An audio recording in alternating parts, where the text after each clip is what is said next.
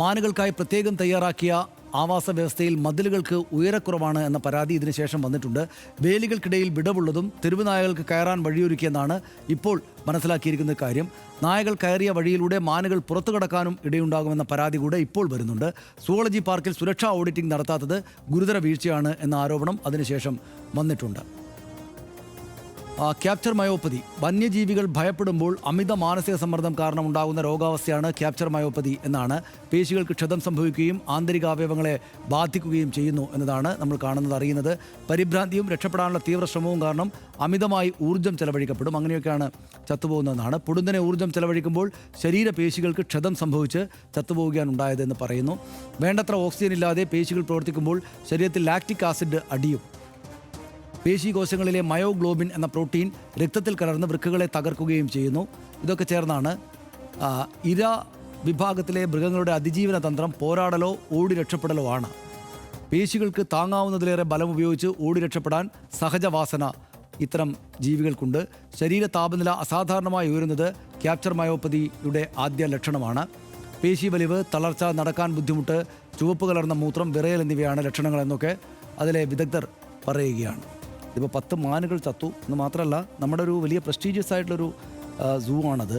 2 ആഴ്ചയായിട്ടുള്ള ഉദ്ഘാടനം കഴിഞ്ഞിട്ട് വലിയ തോതിൽ, എനിക്ക് തോന്നുന്നു നമ്മുടെ ദൃശ്യമാധ്യമങ്ങളും യൂട്യൂബേഴ്സും ഒക്കെ വലിയ തോതിൽ ആഘോഷിച്ച കാര്യമാണ്. പക്ഷേ അവിടെ അങ്ങനെ ഒരു ദാരുണമായ സംഭവം ഉണ്ടായി. ആദ്യം ഈ നായ്ക്കൾ കടിച്ചു കൊന്നതാണെന്നാണ് കരുതിയെങ്കിൽ ഇപ്പോൾ ഇങ്ങനെയാണ് കാരണം എന്നാണ് മനസ്സിലാകുന്നത്.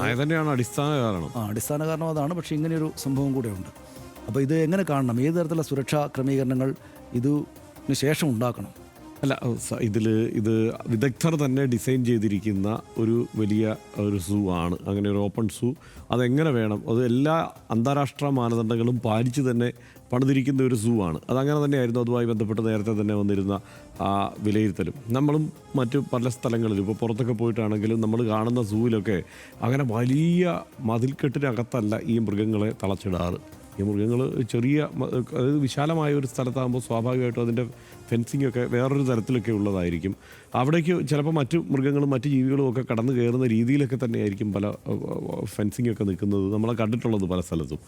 ഇത് പക്ഷേ കേരളം നേരിടുന്ന ഏറ്റവും വലിയ പ്രശ്നം, അല്ലെങ്കിൽ ഇന്ത്യ നേരിടുന്ന പ്രശ്നം തന്നെ ഈ തെരുവ് നായ്ക്കളാണ് എന്നുള്ളത് കൂടി നമ്മൾ മനസ്സിലാക്കണമല്ലോ. ഇപ്പോൾ ഈ ഒരു സൂ പണിയുമ്പോൾ സ്വാഭാവികമായും ആ പ്രദേശത്ത് നേരിടുന്ന ഏറ്റവും വലിയ വെല്ലുവിളി കൂടി പരിഗണിക്കേണ്ടിയിരിക്കുന്നു എന്നുള്ളതാണ്. അത് ഇവിടെ തെരുവ് നായ്ക്കളാണ്. തെരുവ് നായ്ക്കൾ ഇതിപ്പോൾ ഓട വഴി അവിടേക്ക് കടന്നു കയറി എന്നൊക്കെയാണ് ഇപ്പോൾ കരുതുന്നത്. ഈ മതിലല്ല, അതിനപ്പുറത്ത് അവിടേക്ക് മാലിന്യം കൊണ്ടുവരുന്ന ഓട വഴി കടന്നു കയറിയിട്ടുണ്ട്. പിന്നെ അവിടെ വന്ന ആളുകൾ കഴിച്ച് ഇട്ട മാലിന്യമൊക്കെ, ഭക്ഷണ അവശിഷ്ടങ്ങളുമൊക്കെ അവിടെ ഉണ്ടായിരുന്നു. അതൊക്കെ കഴിക്കാൻ വന്ന തെരുവ് നായ്ക്കളാണ് അവിടേക്ക് പ്രവേശിച്ചത് എന്നാണ്.